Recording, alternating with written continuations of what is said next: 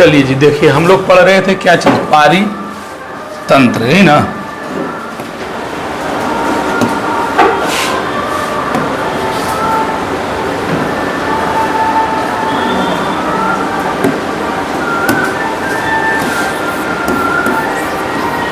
पारितंत्र या इसी को हम लोग बोलते हैं क्या, पारिस्थितिक तंत्र।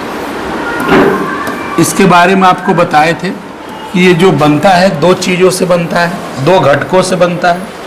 एक का नाम है जैव घटक और दूसरा का नाम है अजैव घटक। यानी यही इन्हीं दोनों से हमारा तैयार होता है पर्यावरण पारिस्थितिकी तंत्र, है ना। पारितंत्र बहुत सारा चीज़ उसमें पढ़े हैं कि उस पारितंत्र में सबसे जो मुख्य चीज़ होता है उसमें आपको हम बताए थे, जो मुख्य चीज़ होता है वो क्या होता है भाई, सूर्य। नहीं, क्योंकि देखिए मेन एनर्जी का जो स्रोत होता है वो सूर्य ही होता है, मेन एनर्जी का स्रोत, और इसी से सबको एनर्जी मिलता है।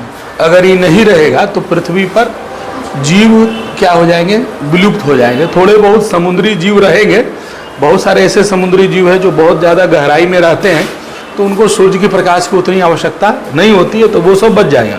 लेकिन मैक्सिमम जितने भी जीव हैं वो क्या हो जाएंगे, समाप्त हो जाएंगे। पहले नंबर तो पेड़ पौधा ही समाप्त हो जाएगा। जितने प्रकार के पेड़ पौधे हैं वो एक भी नहीं बचने वाला है, क्योंकि प्रकाश संश्लेषण क्रिया नहीं करेगा तो भोजन नहीं बनेगा, क्या हो जाएगा, समाप्त हो जाएगा, है ना। यहाँ तक हम लोग पढ़ चुके थे और ये भी बताए थे कि पूरे पृथ्वी को अगर हम गौर से देखें तो 3 भाग हमारा पानी से क्या है, भरा हुआ है। इसके बावजूद भी ये मात्र जो उत्पादन करता है वो लगभग 55 बिलियन टन उत्पादन करता है। इसका उत्पादकता इतना है, जबकि ओवरऑल उत्पादन अगर देखें तो हमने कितना बताया था, 170 बिलियन टन इसकी उत्पादकता है। लेकिन अगर हम देखें 3 भाग मिलकर भी मात्र 55 है, और जो 1 भाग है वो अकेले कितना है, 150। ड्यू टू ओनली सन, सूर्य की बहुत उपस्थिति है, सूर्य के पास एनर्जी है, उसी एनर्जी के कारण सारा चीज यहाँ पर क्या हो रहा है, उत्पादन हो रहा है ना। अब आइए, अब सबसे पहले हम ठीक से जोड़ा है जी, डायरेक्ट अब घटक पे आ गया।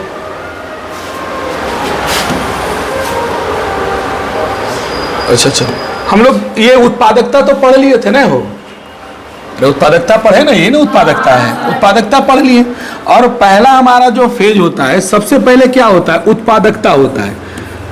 किसी भी चीज को उत्पादन करेंगे, और जब उत्पादन करेंगे तो भाई उसको कोई ना कोई तो खाएगा, तो जो खाएगा वो कहलाता है उपभोक्ता। क्या कहलाएगा, उपभोक्ता। और ये भी इसको खाएगा कौन, ये खाएगा भैया, इसको खाने वाला कहलाता है अपघटनकर्ता, नहीं अपघटक कहलाता है। क्या कहलाता है, अपघटक। जैसे मान लिया जाए एक घास है, ठीक है, इस घास को खाने वाला एक बकरी है। अब ये बकरी जब मरेगा तो इसको भी तो खाने वाला कोई है, और वही चीज कहलाता है क्या चीज, अपघटक। क्या कहलाता है, अपघटक। यानी उत्पादकता से खाने वाले उपभोक्ता और उपभोक्ता को खाने वाले अपघटक। अब अपघटक है क्या, ये समझिएगा। अपघटक का मतलब होता है जो मृत जीवों को एकदम पूरी तरह समाप्त कर दे, सड़ा गला करके पूरी तरह खत्म कर दे, वही हमारा क्या है, अपघटक कहलाता है। और ये जो आप फिगर देख रहे हैं छोटे छोटे, मिट्टी वगैरह में आपको दिखेगा, कचरा वगैरह में दिखेगा, ये सब चीजों में दिखेगा, वो पूरी तरह सड़ा उड़ा देता है इसको। यही हमारे जो छोटे जीव हैं इसको हम कहते हैं अपघटक। जैसे केचुआ उचुआ भी एक अपघटक में ही आता है ना। तो ये अपघटक है। अपघटक का काम क्या है, अपघटक जो होता है जटिल कार्बनिक, हमारे शरीर में कार्बन होता है, जितने भी जीवधारी हैं सब में कार्बन होता है, बिना कार्बन का कोई जीव नहीं होता है। और आप हिस्ट्री वगैरह में पढ़ेंगे, कार्बन 14 एक पद्धति होती है। कार्बन 14 वो पद्धति है जिस पद्धति के तहत ये पता किया जाता है, जैसे पुराना कोई चीज मिला तो भाई ये कितना पुराना है, ये कैसे पता चलेगा, तो उसके कार्बन के आधार पर पता करता है। और कार्बन के आधार पर जब किसी की हम आयु पता करते हैं तो उस विधि को हम कहते हैं कार्बन 14 की विधि। ये इंटर कहीं में पढ़ना है आपको है। तो जटिल कार्बनिक सामग्री को अकार्बनिक किसमें बदल देता है, अकार्बनिक। जैसे कार्बन डाइऑक्साइड जल और प्रोटीन में, खंडित करने में सहायता करते हैं, और इस प्रक्रिया को हम क्या कहते हैं, अपघटन कहते हैं। यानी अगर हम कहें अपघटक क्या है, अपघटन क्या है, अगर हम बोले अपघटक तो बोलते हैं जीव को। किसको बोलते हैं? जीव को। अपघटन अगर हमसे पूछेगा तो हम बोलेंगे जो जीव कार्बनिक सामग्री को अकार्बनिक तत्वों में क्या कर देते हैं, बदल देते हैं। और इसको बदलने में हमको कौन मदद करता है? सूर्य। इसको बदलने में हमको कौन मदद करता है? जल। और कौन मदद करता है? Carbon dioxide. आप देखिएगा जहां पर नमी ज्यादा रहेगा वो जल्दी खत्म होगा, वहां जल्दी वो समाप्त होगा, और नमी अगर नहीं रहेगा तो बड़ी समय लगता है खत्म होने में, है ना। तो नमी और जल, कार्बन डाइऑक्साइड किसी भी जीव को अपघटन करने में बहुत बड़ा रोल निभाता है। तो अपघटन कहने का मतलब हो गया, अपघटक का मतलब जीव, और अपघटन का मतलब होता है जब कोई जीव जटिल कार्बनिक सामग्री को अकार्बनिक तत्वों में क्या कर देता है, बदल देता है। इसी प्रक्रिया को हम कहते हैं अपघटन। और ये सब जो जीव है अपघटन का काम करते हैं। आगे देखिएगा, कह रहा है कि पादपों के मृत अवशेष, जैसे बहुत, ये देखो एगो जानवर का है, सड़ के ऐसी हो जाता है। आप देखेंगे कुत्ता उत्ता रोड पे जब चपा जाता है तो पहला दिन देखिएगा कुछ नहीं रहेगा, मरने के बाद भी प्रोसेस चलता है। ऐसा नहीं कि मरा तुरंत अपघटन हो गया, ऐसा नहीं होता है। मरने के बाद भी एक लंबा प्रोसेस चलता है। पहले उसका शरीर फूलेगा, है ना, उसके बाद धीरे धीरे धीरे धीरे उस सड़ेगा, सड़ना शुरू करेगा। सड़ते सड़ते एक दिन देखोगे पूरी तरह क्या हो जाएगा, गायब। जैसे वो कुत्ता रोड पे चपाया, ओकरे पे चढ़ते आते जैते रोड पे पिस्ता बना देता है बना, वो पता भी नहीं चलता है कि वहां पे वो कुत्ता भी चपाया था, है ना। और अक्सर रोड पर ऐसी घटना है, कभी बिल्ली, कभी कुत्ता, कभी छोटे छोटे जो जानवर होते हैं वो देखते हुए चपैते रहता है सब। खैर, तो जब भी कोई पादप आप देखेंगे, पेड़ पौधा देखेंगे, तो उसका मृत का मतलब जैसे जो पेड़ से जुदा हो गया वो मृत हो गया, चाहे वो फल हो वो मृत हो गया। जब तक उसमें है तब तक ही वो उसमें जान है। जैसे पत्ती अगर लटका हुआ है पेड़ में तब तो हरा रहेगा, और जैसे ही हटा वो कहानी क्या हो गया, साफ। तो उसी लिए मृत अवशेष, चाहे उसकी पत्ती हो और चाहे उसका फल हो या फूल हो, जैसे उससे निकला खत्म हो गया। या फिर कोई प्राणी हो या फिर कोई पशु का शरीर हो, कोई भी मृत जीव होना चाहिए, उसके अवशेष मल आदि सहित, है ना, मल आदि सहित ये सब मिलकर जो है एक नया तत्व बनाते हैं जिसको बोलते हैं डेट्राटस। क्या बोलते हैं? डेट्राटस। डेट्राटस क्या होता है? जैसे कोई भी जीव होता है, ऐसा नहीं है कि वो आज मरा और तुरंत सड़ जाएगा, नहीं, बल्कि उस मरने के बाद वो उस अवस्था में जाते हैं जिस अवस्था के बाद वो सड़ना क्या कर देता है, शुरू कर देता है। उस अवस्था को ही हम बोलते हैं डेट्राटस, है ना, जो कि अपघटन के लिए कच्चे पदार्थ का क्या करता है, काम करता है। जैसे जीव मरा तो अभी उसमें नहीं, अच्छा हम लोग भी जीव हैं तो हम लोग नहीं सड़ रहे हैं, एक समय आता है, एक अवस्था आता है तब वो सड़ता है, ऐसे वो सड़ता नहीं है। कोई भी सजीव नहीं सड़ सकता है। जब भी सड़ेगा तो कौन सड़ेगा? निर्जीव, मृत सड़ेगा। निर्जीव में कौन? मृत। जीव ही जो बन गया निर्जीव, जीव ही जो हो गया मर गया, वही सड़ सकता है। लेकिन ऐसा नहीं है कि अभी हम आम तोड़ कर लाए और रख दिए और अभी तुरंत, ऐसा भी नहीं होगा। एक समय लगता है, इसके बाद सड़ता है। वो जो समय लगता है तो उसी को हम बोलते हैं, उस अवस्था को डेट्राटस। और डेट्राटस जब बना देगा तो वो कच्चे पदार्थ का काम करता है अपघटन के लिए। अपघटन की प्रक्रिया महत्वपूर्ण चरण, यानी अपघटन एक बार में नहीं पूरा होता है, अपघटन कई प्रक्रियाओं में पूरा होता है। ऐसा पहले बोले कि ऐसा नहीं कि हम कोई पदार्थ लाए और तुरंत सड़ना शुरू हो गया। अपघटन का चरण सबसे पहले क्या कहलाता है? खंडन। सबसे पहले वो छोटे छोटे टुकड़ों में बंटता है, हम लोग उसको आगे विस्तार से पढ़ेंगे। शरीर का टुकड़ा हो जाना उसको बोलते हैं। उसके बाद होता है निछालन। निछालन का मतलब जो जल में घुलने रहा रहेगा वो घुल जाएगा। उसके बाद होता है तुम्हारा अपचयन। अपचयन का मतलब होता है छोटे छोटे भागों में तोड़ देना। और अब सबसे अंतिम में होता है खनिजीभवन। यानी 4 प्रक्रिया में अपघटन होता है। तो अपघटन का अर्थ समझ में आ गया। अपघटक किसको कहते हैं? जीव को। अपघटक किसको कहते हैं? और अपघटन किसको कहते हैं? बताओ। देखिए, ये एक केचुआ ले लो या कोई जीव ले लो, ठीक है, ले लिए, इसी को हम कहेंगे अपघटक, ठीक है। और यहां पर एक जीव मरा हुआ है, न मरा हुआ है। अब ये अपघटक इसमें जाकर लग जाएगा, पूरा इसको सड़ा देगा, गला देगा, खत्म कर देगा। तो इस जो घटना हुआ, ये जो काम हुआ, ये जो क्रिया हुआ, इस क्रिया का नाम क्या है? क्या नाम है? अपघटन। तो क्या अपघटन एक बार में हो जाता है? नहीं। सबसे पहले अपघटन के लिए क्या होना है भैया? खंडन। खंडन के बाद क्या होना है भैया? निक्षालन ना है। निक्षालन के बाद क्या भैया? अपचयन। अपचयन के बाद आपका चौथा है खनिजी भवन। ये 4 प्रोसेस में जाकर कोई भी जीव अपघटित होता है, कोई भी चीज सड़ता है, गलता है, समाप्त होता है। अपघटन 4 प्रक्रियाओं में क्या होता है? पूरा होता है। एक प्रक्रिया में नहीं है कि आज हुआ और आज ही समाप्त होगा, ऐसा नहीं होता है। आगे देखिएगा। देखिए अब खंडन क्या है? तो खंडन का मतलब होता है, जैसे कि खंडन बोलते हैं, जैसे कि बहुत सारे जीव, जैसे केचुआ है ना, ये सब छोटे, कोई भी जैसे मृत जीव होते हैं, जो मृत जीव होते हैं, उस जीव को छोटे छोटे टुकड़ों में क्या कर देते हैं? तोड़ देते हैं। और उस छोटे छोटे टुकड़ों में तोड़ना ही हम उसको क्या कहते हैं? खंडन। जैसे आप देखिएगा, एक पत्ती ही ले लीजिए, है ना, और इस पत्ती को अगर छोड़ दीजिएगा, लास्ट में ऐसे ही गिर जाएगा मान लिया जाए, तो देखोगे पहले पत्ती क्या होगा? यहां से ब्रेक हो जाएगा, इधर से ब्रेक हो जाएगा, इधर से ब्रेक हो जाएगा, या पीछे से ब्रेक हो जाएगा, नहीं हो जाएगा। पहले वो टूटता है, तब सड़ता है। सड़ने का पहला प्रोसेस होता है टूटना। ऐसा नहीं कि एक बार में सड़ जाएगा। आप देखिएगा जीव भी मरता है तो पहला दिन बांस नहीं देगा, 1 2 3 दिन जब हो जाएगा ना, जब उसमें पूरा, अब पूरे सड़ाना, पहले क्या वो उसको फुला दिया, पहले फुलाने के बाद पूरा एकदम तैयार कर दिया, तब उसको जब खाना शुरू करेगा तब वो क्या हो जाएगा? बदबू देना शुरू कर देता है। तो अपघटन का पहला प्रोसेस क्या होता है भैया? खंडन।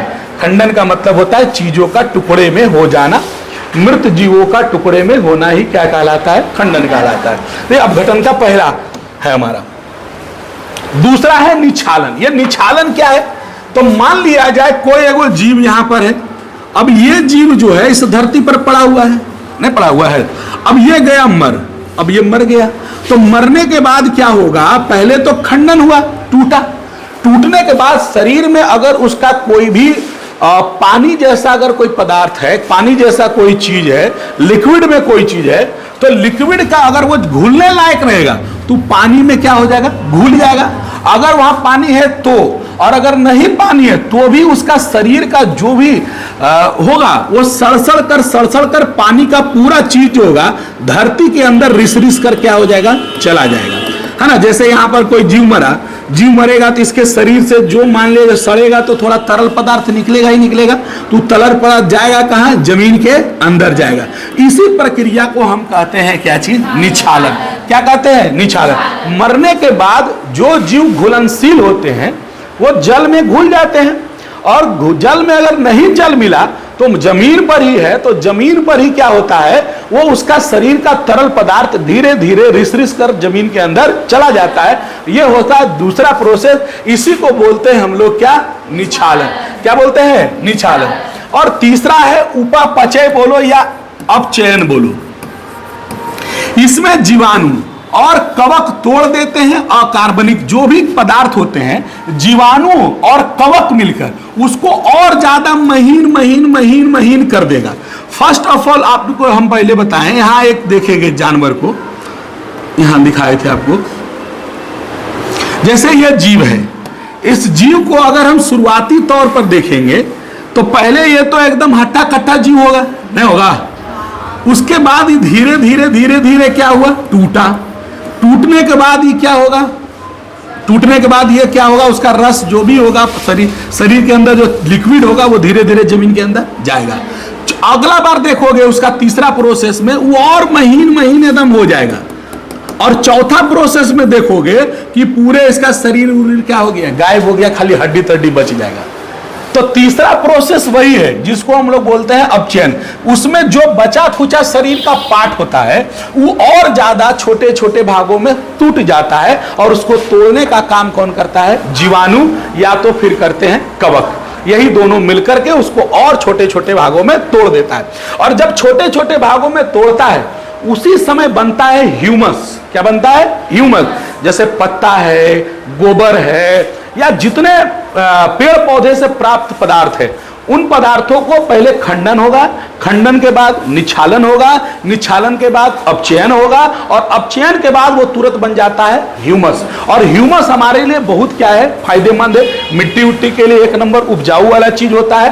तो ह्यूमस बनता है, जो भी चीज है ना सड़ी है, सड़ गया है, वह नमी के रूप में रहती है ना, नमी उसके ह्यूमिफिकेशन के द्वारा एक गहरे रंग के क्रिस्टल रहित तत्वों का निर्माण होता है, और जिसको हम क्या कहते हैं, ह्यूमस कहते हैं। उतना ज्यादा नहीं समझना है। अपचयन का मतलब सीधा सीधी समझिए कि जब कवक द्वारा और जीवाणु के द्वारा बचे हुए शरीर के भाग को और ज्यादा हम लोग तोड़ते हैं तो वो महीन महीन हो जाता है, एकदम भुरभुरा जैसा हो जाता है, और उसी चीज को हम लोग कहते हैं क्या चीज, ह्यूमस। और ह्यूमस में बहुत ज्यादा सूक्ष्म जीव पाए जाते हैं, और इसीलिए कहने का मतलब होता है ये मिट्टी के लिए बहुत ज्यादा क्या होता है, फायदेमंद होता है। अगर मिट्टी में नमी है, अगर मिट्टी में क्या है, नमी है, तो नमी है तो जो अपघटन क्रिया होगा वो बहुत क्या होगा, तेज होगा।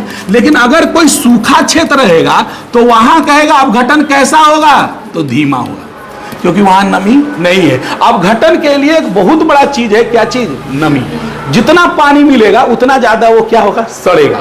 और अगर सूखा हुआ क्षेत्र पर रहेगा, या मान लीजिए खूब ठंडा क्षेत्र में रहेगा, जैसे आप चल जाइएगा उसको बोलते हैं ठंडे प्रदेश में, टुंड्रा प्रदेश चल जाइए, या सियाचिन चल जाइए, सियाचिन वगैरह में -40 डिग्री टेम्परेचर होता है।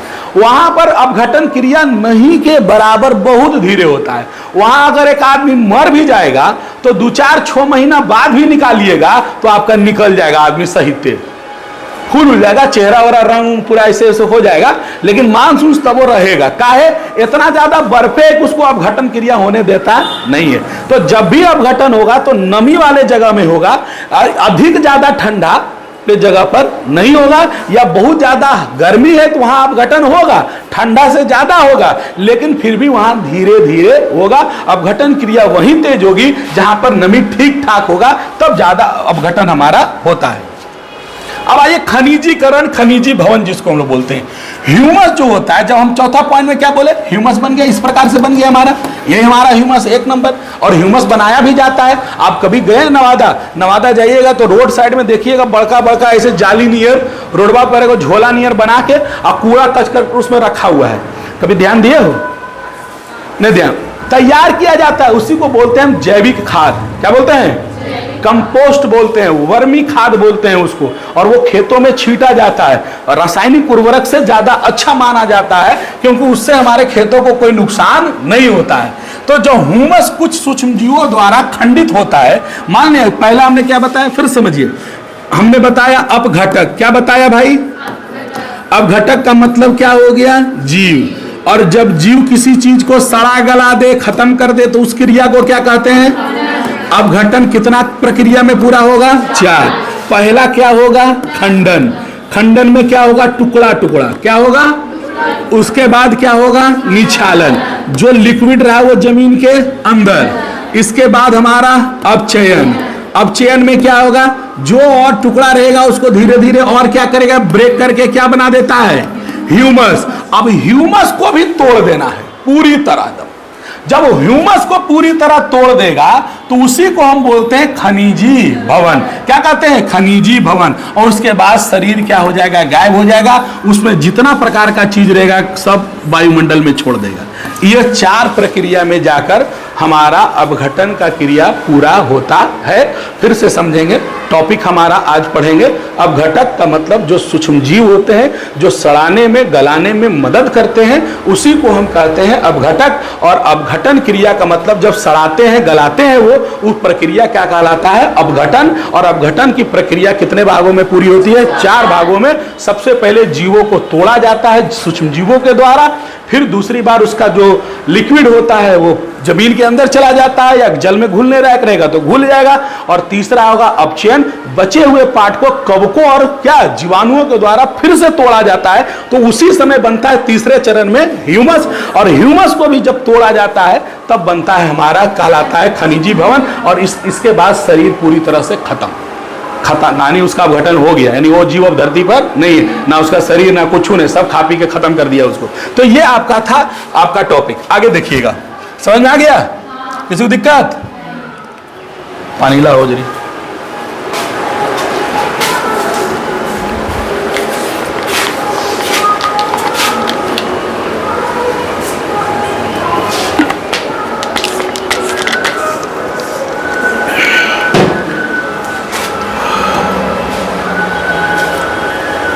देखिए, अपघटन के बारे में फिर से जानिए कि अपघटन एक ऐसी प्रक्रिया है, इस प्रक्रिया में सबसे मेन, पहले बोले कि ऑक्सीजन का भी होना भी जरूरी है, जल का भी होना जरूरी है, तीसरे नंबर पर सूर्य का होना जरूरी है, बताएं, जल का भी होना जरूरी है, और सबसे बड़ी जरूरी है कि ऑक्सीजन का भी होना जरूरी है। जितना ज्यादा ऑक्सीजन उतना ज्यादा अपघटन, ऑक्सीजन कम तो अपघटन भी कम।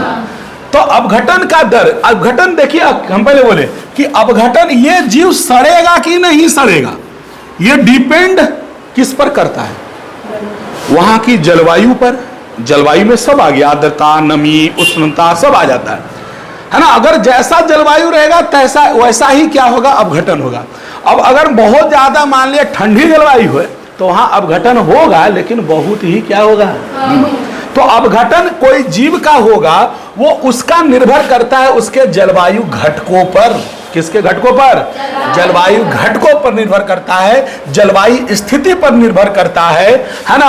और अपघटन की दर धीमी हो जाती है अगर कोई ठंडा प्रदेश होता है तो, है ना। साथ ही साथ यदि अपघटन नाइट्रोजन, जल विलय जैसे तत्वों, मान लिया किसी ऐसा तत्व रहेगा जिसमें जल की मात्रा ज्यादा रहे, या जिसमें मिठास ज्यादा रहेगा, यानी चीनी ज्यादा रहेगा, चीनी का मतलब एक तरह से मिठास होता है, वैसे जीव भी, वैसे पदार्थ भी बहुत जल्दी क्या हो जाते हैं, अपघटन। मिठाई तुम देखते होगे बहुत जल्दी खराब हो जाता है, क्यों? क्योंकि उसमें चीनी ज्यादा है। 2 या 3 दिन में मिठाई समाप्त। लेकिन वही बिस्कुट देखो, खराब होता है? नहीं होता है। तो जिस चीज में चीनी की मात्रा ज्यादा होगी उसके खराब होने के चांसेस भी बहुत ज्यादा होंगे, वो जल्दी समाप्ति की ओर चल जाएंगे। और जिसमें चीनी कम होगा, जिसमें जल कम होगा, जल ऐसे भी बताएं कि चावल तुम ले लो और चावल लेने के बाद रख दो 6 महीना कुछ होगा, और वही पनियम बना दो उसको, तो भोरे सांस से भोरे खत्म, वो चावल फिर रुकने वाला नहीं है, कहानी खत्म हो जाएगा। तो जल बहुत मायने रखता है ना। जलीय घटक है जो मृदा के सूक्ष्म जीवों की क्रिया द्वारा घटन की गति को क्या करता है, नियमित करता है। यानी जल जितना रहेगा उतना ज्यादा हमारा क्या होगा, अपघटन होगा। जल की कमी से अपघटन नहीं होता है, धीमा होता है ना। और अपघटन के लिए हमारा जरूरी ऑक्सीजन भी है। अपघटन के लिए सिर्फ ऑक्सीजन ही नहीं चाहिए, अपघटन के लिए सिर्फ जल ही नहीं चाहिए, बल्कि ताप भी मायने रखता है और मृदा की नमी भी मायने रखती है। ये 2 ऐसे घटक हैं, ये भी किसी भी जीव को अपघटन करने में अपना योगदान देते हैं। अगर नमी भी प्रॉपर नहीं मिलेगा तो भी वो अपघटन नहीं मिलेगा, ताप भी अगर नहीं मिलेगा तो भी अपघटन उतना नहीं होगा। यानी हर चीज इसको चाहिए। और मृदा के जो सूक्ष्म जीव होते हैं क्रिया के द्वारा अपघटन की गति को क्या करते हैं, नियमित करते हैं। गर्म एवं, सब गलती लिखल है, हाँ, गर्म जो होता है, गर्म जगह जहां होता है उन जगह में अपघटन की गति क्या होती है, तेज होती है। लेकिन वहीं जहां ताप निम्न होता है यानी ठंडा होता है, वहां पर अपघटन की गति क्या हो जाती है। ये तो पहले ही बता दिए कि मान लिया जाए खूब ठंडा प्रदेश है, सियाचिन में चल जाइएगा, है ना, सियाचिन या हिमालय के तराई में चल जाइएगा जहां पर खाली बर्फ है। तुम ऐसे भी देख लो, फ्रिजवा में सामान में रख देते हो, उतने दूर कहा जाएंगे, तो कई दिन तक रख ले रह जाते हो, दही को खराब होता है। 2-4 दिन तक तो रखिए लेते हो, लेकिन दही ऐसा चीज है कि 2 दिन में खा खत्म कर दो तो ठीक है, ज्यादा दिन रखना भी बेकार हो जाता है। लेकिन सब्जी उब्जी तो बचा कर रखिए लेते हैं 5-6 दिन तक। अरे टाउन में दिल्ली उल्ली में जाइएगा ना तो चिकन एक के बाद 2-3 केजी खरीद के ले आता है। अब आज इतना निकालेगा, बनाएगा, फिर रख देगा ओखरे कांच में, फ्रिज में, और रख के खाता है। हमारे यहाँ कोई नहीं रखता है फ्रिज में। हम लोग तो क्या करते हैं, जिसको खाना होता है तुरंत लाया, तुरंत बनाया, कहानी खत्म। लेकिन होली दशहरा में तुम देखो, उस समय थोड़ा ठंडा रहता है होलिया में, तो क्या करता है, हल्दी उल्दी लपेट उपेट के छोड़ देता है। जैसे करें पटरू कट गया तो पटरू 5 किलो का, तो 5 किलो खाइए जाएगा। तो क्या करता है भाई, जितना खाना है खाओ, और नहीं खाना है तो क्या करो, हल्दी उल्दी लपेट उपेट के छोड़ दो, और अब बिहान बनाता है, क्या बनाता है। ये हो गया कि भाई अपघटन हो गया। अगला पॉइंट हमको पढ़ना है ऊर्जा का प्रवाह। अब कहेगा ऊर्जा का प्रवाह क्या है, ऊर्जा क्यों जरूरी है, ऊर्जा कहते किसको है। तो ऊर्जा को समझने के लिए जानिए, ऊर्जा को हम कहते हैं अंग्रेजी में एनर्जी। क्या कहते हैं जी, एनर्जी। और एनर्जी की परिभाषा होती है क्या, कार्य करने की क्षमता को, क्षमता क्या कहलाता है, यानी कैपेसिटी ऑफ किसका? वर्क। जो आप काम करते हैं उस काम करने की जो आपकी क्षमता है उसी को हम कहते हैं अंग्रेजी में ऊर्जा। और ऊर्जा सभी जीवों के लिए बहुत जरूरी है। ऐसा नहीं है मनुष्य हो या कोई भी जानवर हो, उन जानवरों के लिए भी अगर बात करते हैं, है ना, मछली हो, कोई भी जीव आप देख लीजिए, कोई जीव बताओ बिना ऊर्जा का रहेगा? नहीं रहेगा। और ऊर्जा का मेन स्रोत अगर कोई पूछेगा कि बताइए ऊर्जा मेन सबसे पहले किसको मिलता है, सबसे कहां से मिलता है, तो वो हमारा कौन है? सूर्य है। ऊर्जा का मुख्य स्रोत हमारा कौन कहलाता है? सूर्य। क्योंकि सूर्य ही है जो चमकता है। मान लिया जाए सूर्य, इसको सूर्य जब बना दो तो पेड़ पौधे को अगर जो ताकत मिलती है वो किससे मिलती है? सूर्य से। और इस ताकत को खाने वाले कौन है? हिरण खाने वाले हैं ना। और इसको खाने वाले कौन है? बाघ।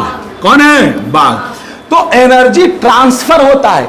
इसके पास जितना एनर्जी है, इसका ये जब खाएगा तो इसका 10% एनर्जी इसमें चला जाएगा और इसका 10% एनर्जी इसमें चला जाएगा। इसी को बोलते हैं ऊर्जा का 10%। क्या बोलते हैं?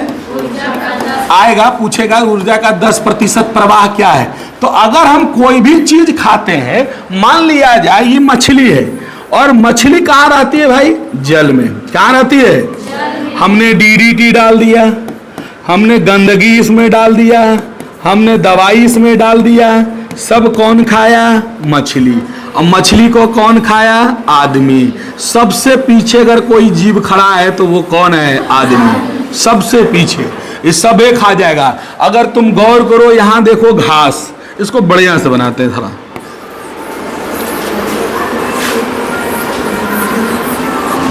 देखो बीच में आदमी को हम खड़ा करते हैं, ठीक है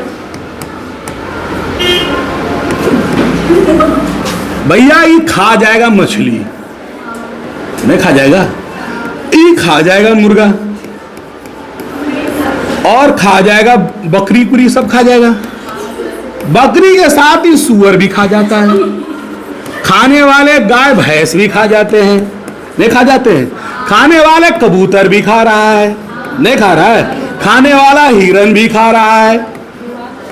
और खाने की अगर हम बात करें और जीवों में, तो पक्षी में आता है बहुत सारा जीव, जो छोटे छोटे जीव होते हैं उसको भी खा जाता है। घोंघा तक को खा जाता है। खाने वाला केकड़ा भी खा जाता है, कछुआ खा जाएगा मार के, नहीं खा जाएगा? सोच लीजिए, पेड़ पौधा का जितना पदार्थ है उसको खा जाएगा। यानी चारों पट्टी से तुम देखो, अंतिम यही प्राणी है जो सब प्रकार के जीवों को हजम कर लेता है।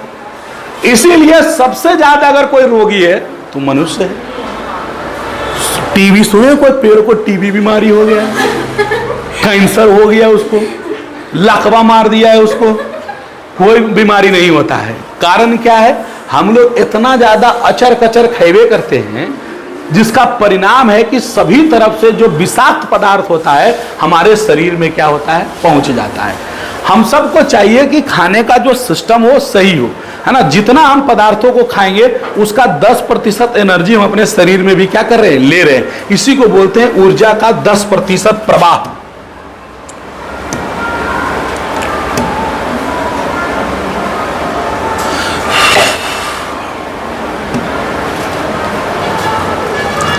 तो हो ही गया। हाँ देखिए, इंसान बकरी, मुर्गा, भैंस, सुअर सबको खा जाता है, लेकिन कलम कॉपी वो खा जाता है।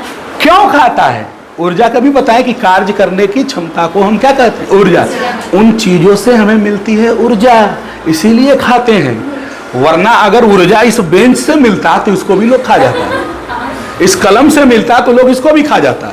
लेकिन चूंकि इसको खाने से हमको कोई ऊर्जा मिलने वाला नहीं है और पचा भी नहीं पाएंगे इसको, वो शरीर में वो क्षमता नहीं है हमारा पचा पाने का, तो मामला गड़बड़ हो जाएगा। इसीलिए हम लोग कलम, कॉपी, कुर्सी, किताब नहीं खाते हैं। लेकिन कुछ लोग है बुतरवा मिट्टी तिट्टी खा जाता है, ऐटा चूर के खा जाता है। नहीं, एगो आती है नोमम पढ़े ले, नाम है जानवी, 10 अभी नोमम गई है, सलैया की है। तो कल उसके बारे में लड़की ने बता रहे, बोल सर जानते हैं? बोल कुछ हुआ? बोल सर ऐटवा चूर चूर के खा जाती है। भाई बच्चा देखो मुंह में बैठ गया, कितने से आज बुतरू है मिट्टी खाता है? आए कोची खाओ? हाँ, चूल्हा वाला राख खा जाएगी।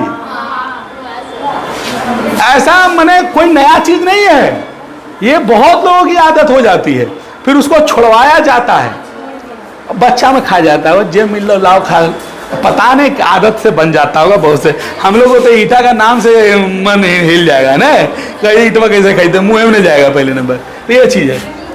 तो इसीलिए हम लोग कॉपी किताब नहीं खाते हैं, क्योंकि इन चीजों में ऊर्जा नहीं होती है। अगर ऊर्जा होती तो हम इन चीजों को भी खा लेते। आगे देखिए, गहरे समुद्र के जलीय पारितंत्र को अगर छोड़ दिया जाए तो पृथ्वी पर सभी पारिस्थितिक खंडन एकमात्र ऊर्जा का स्रोत कौन है? सूर्य। सूर्य से ही सबको ऊर्जा मिलता है। प्रकाश संश्लेषण जितना अधिक होगा उतना पारितंत्र ज्यादा बेहतर होगा। इसका मतलब यह भी नहीं है कि हम सूर्य के बिल्कुल करीब चल जाएं। हमारे लिए प्रकाश जरूरी है, तभी प्रकाश संश्लेषण होगा, लेकिन इसका मतलब ही यह भी नहीं है कि एकदम सूर्य के पास चल जाए। पृथ्वी, अगर हम गौर करो कि ये अगर सूर्य है तो सूर्य के सबसे नजदीकी ग्रह कौन है भैया? बुध नहीं है। बुध के बाद हमारा आता है पृथ्वी, नहीं आता पृथ्वी, इसकी दूरी बनी हुई है। अगर ऐसा रहता कि ये नजदीक है तो नजदीक है तो यहां तो पूरा पेड़ पौधा होना चाहिए। पृथ्वी एकमात्र ऐसा ग्रह है ना, जहां पर जीव पाए जाते हैं, यानी जितना हमको सूर्य की रोशनी चाहिए उतना ही मिलता है, जितना हमारी कैपेसिटी है बर्दाश्त करने की उतना ही मिलता है, इसलिए यहाँ जीव है। बाकी जगहों पर जाइएगा तो कहीं सूर्य का प्रकाश नहीं पहुंच रहा है, और कहीं पहुंच रहा है तो इतना ज्यादा पहुंच रहा है कि जीवों को जला के खत्म कर देगा, वहां टिकने ही नहीं देगा, पनपने ही नहीं देगा किसी को। तो पृथ्वी इस धरती पर, पृथ्वी इस पूरे ब्रह्मांड में एक ऐसा ग्रह है जहां पर जीव क्या है? पाए जाते हैं, जीवित रहते हैं, जीव पाए जाते हैं, है ना। ज्यादा करीब जाने से कोई फायदा नहीं है। पृथ्वी पर लिमिटेड सूर्य का प्रकाश आता है और उसमें भी 50% ही आपका प्रयोग होता है प्रकाश संश्लेषण अभिक्रिया में। जितनी प्रकाश आती है उतने सारे प्रकाशों का उपयोग हम नहीं कर पाते हैं पेड़ पौधे। उसमें से कितना प्रतिशत? 50% का ही प्रकाश संश्लेषण में क्या होता है? उपयोग होता है। अब देखिए थोड़ा सा चीज तो पढ़ाइए दिए, उत्पादक पढ़ाइए दिए तुमको, रिवीजन के लिए हो गया। उपभोक्ता पढ़ाइए दिए, उत्पादक कौन हो गया? ये। उपभोक्ता कौन हो गया? इसको बोल सकते हो उपभोक्ता, बोल सकते हो खाने वाले उपभोक्ता है। मनुष्य भी क्या है? उपभोक्ता है। और जो सूक्ष्म जीव हो जाते हैं वो क्या कहला जाते हैं? अवघटक। क्या कहलाते हैं? अवघटक। उपभोक्ता कई प्रकार के होता है? 2-3 प्रकार का होता है। एक कौन बोलते हैं? क्या चीज? शाकाहारी। नहीं, शाकाहारी उपभोक्ता है कि नहीं उपभोक्ता है। दूसरा कैसा उपभोक्ता है भैया? मांसाहारी उपभोक्ता है। और तीसरा कैसा उपभोक्ता भैया? ये 3 प्रकार के उपभोक्ता पाए जाते हैं। ये तो नॉर्मली सी बात है, इस पर ज्यादा दिमाग लगाने की आवश्यकता नहीं है। शुरू से हम लोग बचपन से पढ़े हैं कि जो खाने वाले होते हैं, खाने के आधार पर मनुष्यों को या जीवों को 3 भागों में बांटा गया है, शाकाहारी, मांसाहारी और सर्वाहारी। और मनुष्य को किस में रखा गया भैया? सर्वाहारी में रखा गया। अवघटक का मतलब जीवाणु या तो कवक, जो सड़े गले पदार्थों और मृत जीवों का क्या करते हैं? अवघटन करते हैं। और ये क्या कहलाता है? अवघटक। ये जीव अवघटक कहलाते हैं। इस क्रिया को अवघटन बोलो या अपमार्जक कहते हैं। बात समझ में आया? कोई दिक्कत? चलो अब कुछ ना कुछ लिखा दे, निकालो, बाकी कल